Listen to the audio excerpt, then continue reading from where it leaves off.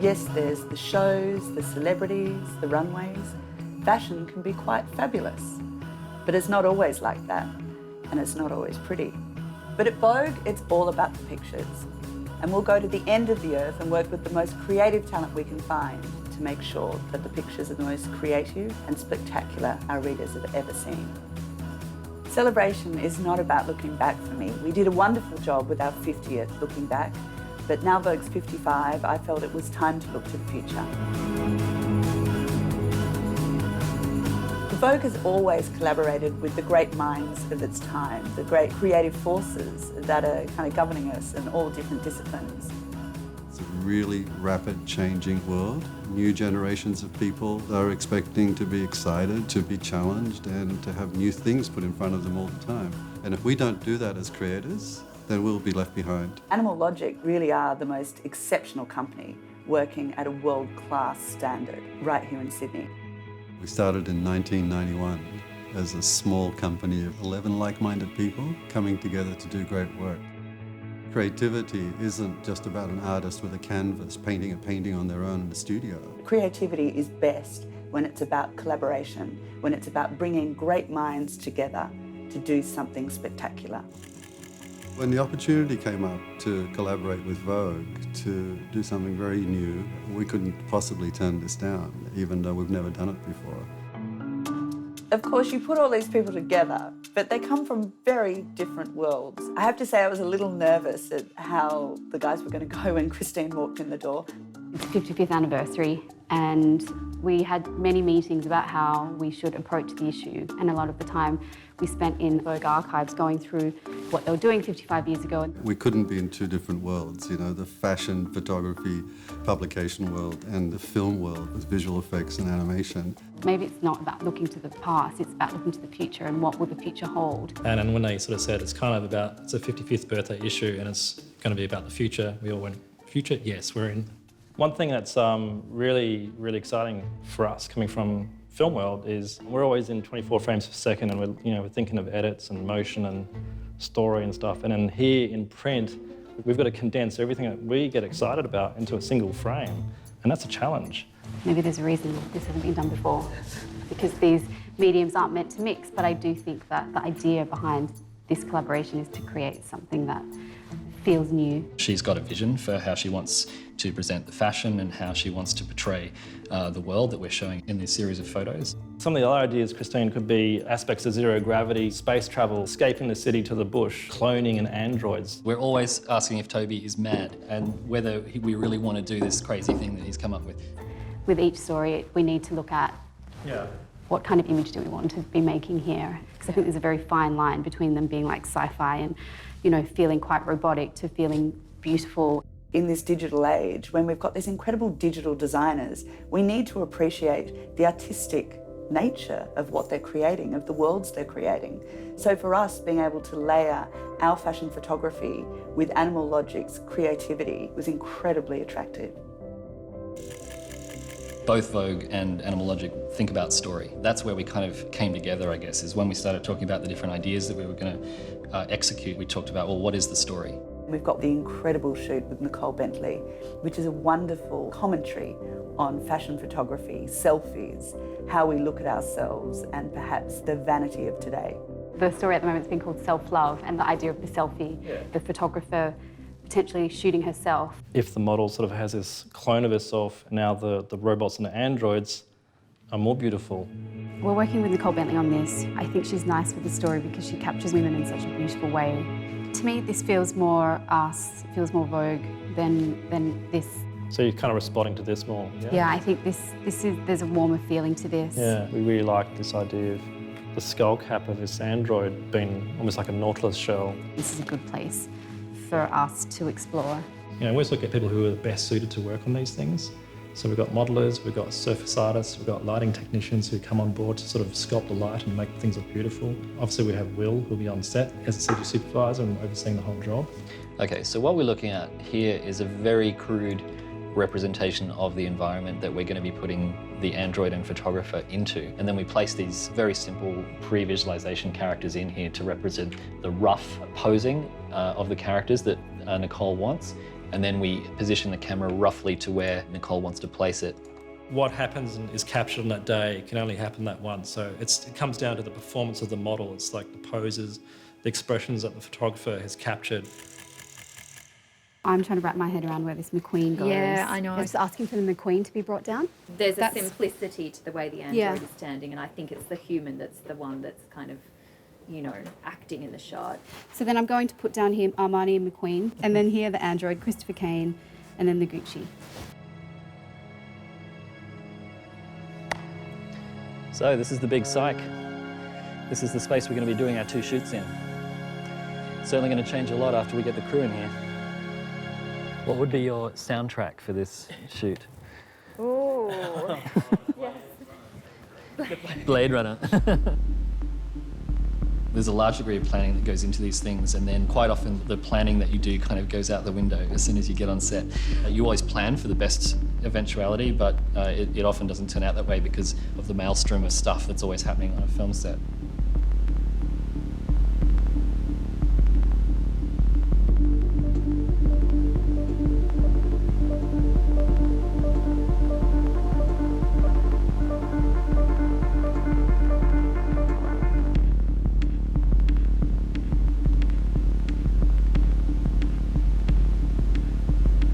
It's really great working with someone like Will on a story like this because he kind of really makes you understand from a technical standpoint that there is so much possibility in what we do.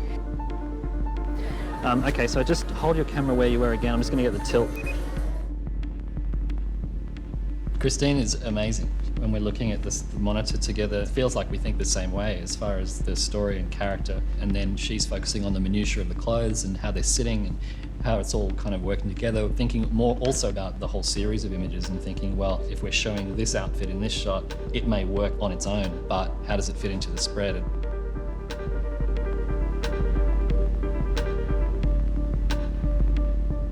So are there any limitations with what you can do? Not really.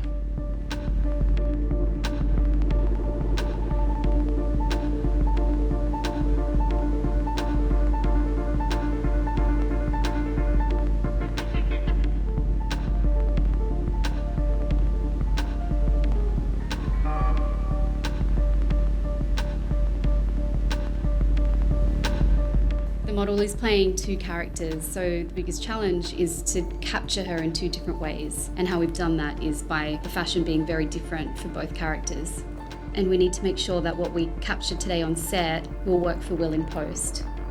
It kind of blows your mind a little bit to kind of go into his office and sit by his desk and see him in front of like 5 screens and just showing you what is possible. I'm just going to show you this initial test render that we've done of the android. And this is our first test on how the reflections on the outer surface of the glass could work and how much detail we would be seeing through that glass. So when I was on set and after each setup, when I got up onto the stage and I was taking those images where I was doing like different stages around, that's that image that I took back, compiled into one gigantic image, and then we reflect that back into the glass.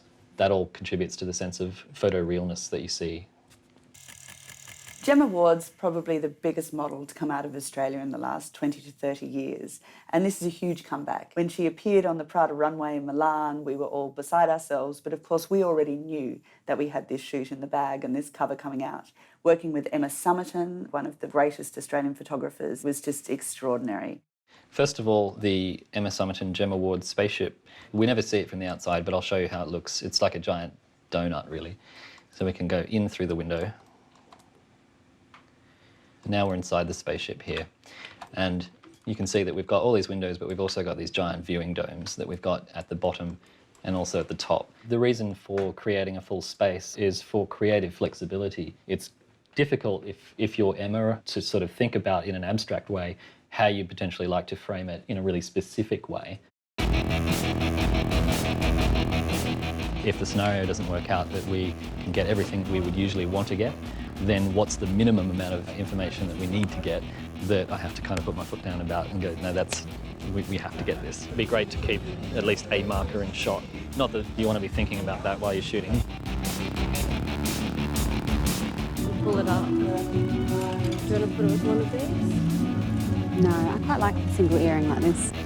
This shoot is less technical because we're not having to shoot multiple elements in order to kind of join things together to create a complete image. We're just shooting Gemma, so all we need to know is a few bits of information about the camera, where it is in space, what angle it's on, so that we can then line up our digital background later. One thing we're really excited about is a zero gravity kind of feel for Gemma, which just sort of pushes it to another kind of level, which is fantastic. We've just found out that to suspend her from the ceiling, we're going to have to try to do it from the roof because this grid up here is swinging. To put the rigging up, we're going to have to pull this truss down so that we can attach it all. And we're going to have to see how that messes with the setup we've got for the lights and for the green screen and everything else. All right, how long is that going to take? It's going to be an hour and a half. Not a drama, just a last-minute complication.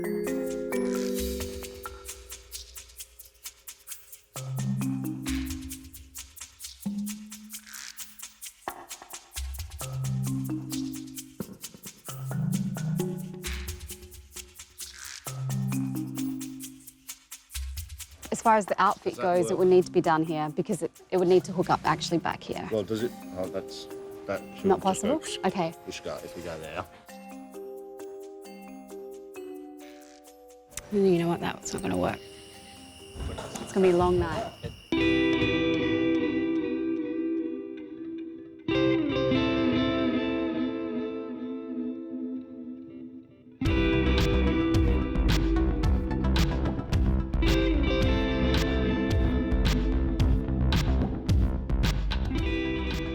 We are going to not shoot on the truss, yeah? We're not going to do the suspension.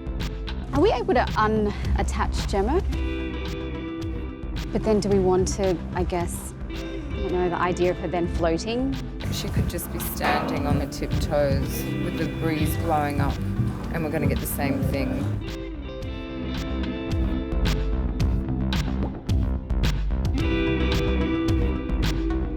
One thing we've discussed with the cover is that she might be at the window of the spaceship looking out into outer space, and that we might have the window frame in front of the camera. So it might be something a little bit like this, where we might have a little bit of the window frame in here, she's standing at the window looking out towards us, and then we might have a little bit of the reflection from outer space coming into the window.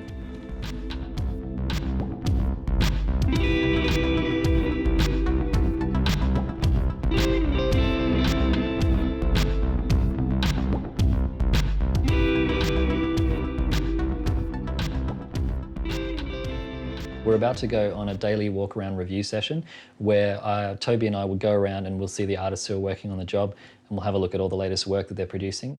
Hey, How's it going, guys? hey man. Oh, yeah.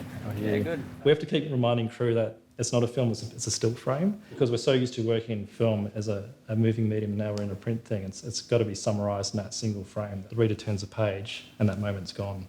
In terms of the aesthetic, we knew it was Vogue, it's high fashion, it's beauty, it's very slick, and we wanted to make sure things were glossy and as beautiful as possible. It's starting to feel like a really nice sort of high polish piece of crafting, I think, which is great. It's got to be vaguely comfortable. I think it's nice. Well, yeah, it's her pleasure spaceship. And I think we should also get Gemma over the top of this image as well and just see how the lighting on her is going to line up to the lighting that we're putting into the image as well. We really need to get Christine's thoughts on this. Yeah, I think it's in a good place, but we can definitely push it. We can go further.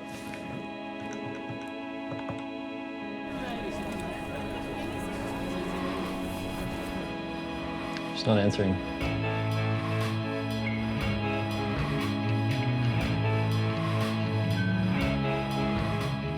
Christine stayed in Paris after the shows to do the final shoot for the issue. Our parachute features one of my favourite faces on the runway, Lindsey. She's working with William Davison, who we shoot with all the time, working in a cornfield, which I think is quite funny because, of course, all UFOs land in cornfields, and it's been a very future-focused and space-aged issue.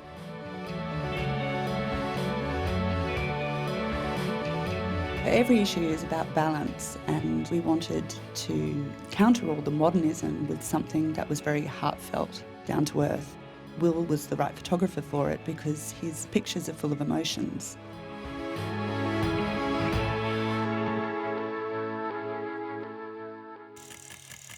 The way we work in 3D animation, all the stuff we do here, Animal Logic, it is kind of like sometimes things get built so big, like it gets to a point where it's not like a little piece of Play-Doh you can just sort of turn it a square or a circle at the last minute. So it's been a different process.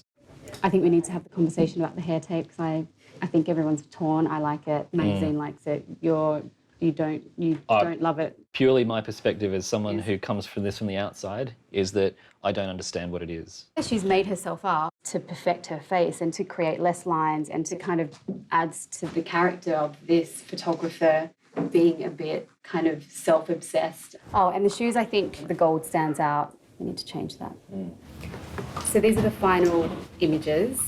I guess we have one more round of, any final notes or thoughts, changes anyone has. I know I've got a few. With the android, we actually had the makeup tape on and her eyes were slanted in this way. The reason was to kind of show this crazed woman who's self-obsessed. I think then we've got to explain that somewhere. I mean, look, she's obsessed with herself so much so that she has this screen, which originally it started off the size of just a normal television screen. Then on set, it kind of evolved into her projecting an image of herself as large as a room. And you would have makeup tape if you were that kind of woman. I think while we're here, I guess the cover. When I scale her a little bit down to fit between the O and the U, there's not enough image. So but can't she just be pushed down and this remains the same? So essentially you're just losing like this much of the bottom of the... It's floating. Can possibly do that, yes. All right, so we'll look at dropping her down and bringing that up. Yeah. I love her spaceship. Would like to live in her spaceship. Okay, looks really good. Cool. Okay, really happy. Great. Really happy. Okay, so production called and have let me know that we need to go to the printers earlier, a whole week. I'll let Animal Logic know. Hey Lisa, we need to bring our printer deadlines forward. We'll need to get the high res from you guys a week earlier. There's nothing I can do. Okay, all right, thanks, Lisa. We just lost a week. It looks like we're probably going to have to work some nights and maybe the weekend in order to get this stuff finished. Is that a problem? Yeah, it sounds a bit tight, I think. And the light between the slides is a bit technical. I think it's a bit tricky to render, but... Different for print, isn't it? Because it's such high resolution. To make a single image, there's 70 layers in this thing. Like, yeah, we totally get it.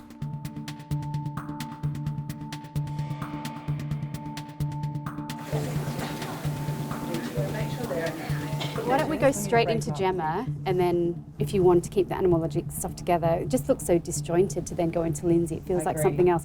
Because there was mention of the pop of colour bringing it back down to earth in Alison's heading, and I felt that made sense of it. That's why I love it's in a cornfield.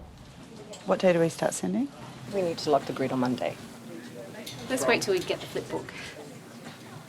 So I just want to make sure that we're seeing all of the detail we should be seeing inside the android head on shot 3. I really think we need to see this on the big screen.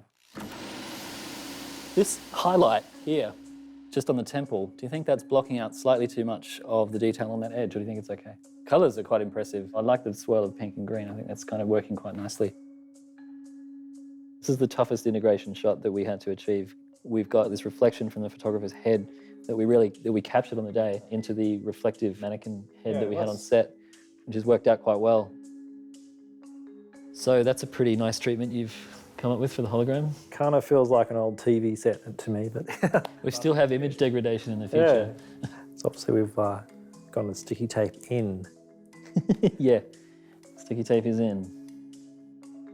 I think this is really striking. I think for me it's the stare. Just punching off the page there, it's quite powerful. The change of colour and the fact that you pick up those little kind of mechanical details in there.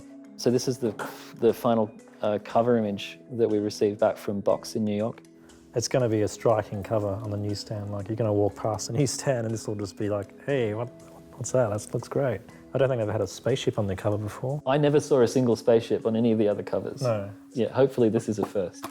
The other thing is it kind of makes sense because I know they were talking about it being the return of Gemma Ward in a way, you know, because she's just started to get back on the catwalk and I don't know, it's kind of like she's returning a spaceship. Where did she go in her spaceship? Travels somewhere. There's a real convergence happening across all media. A year ago, I wouldn't have said we'd be collaborating with Vogue, but you've got to be opportunistic and you've got to embrace those opportunities when they come because it is a way of making a point of difference. Not knowing what the future holds is really exciting. Being part of creating that is even more so, and I think that's what keeps us going. I was a bit of a non-believer in the beginning, but I think slowly I started to understand what the guys from Animal Logic did, and more so was able to understand what was possible. We've really managed to forge a path for a way that we could potentially be working in the future. I think it's been quite an extraordinary process, and it's had its challenges, but I think the end result is spectacular.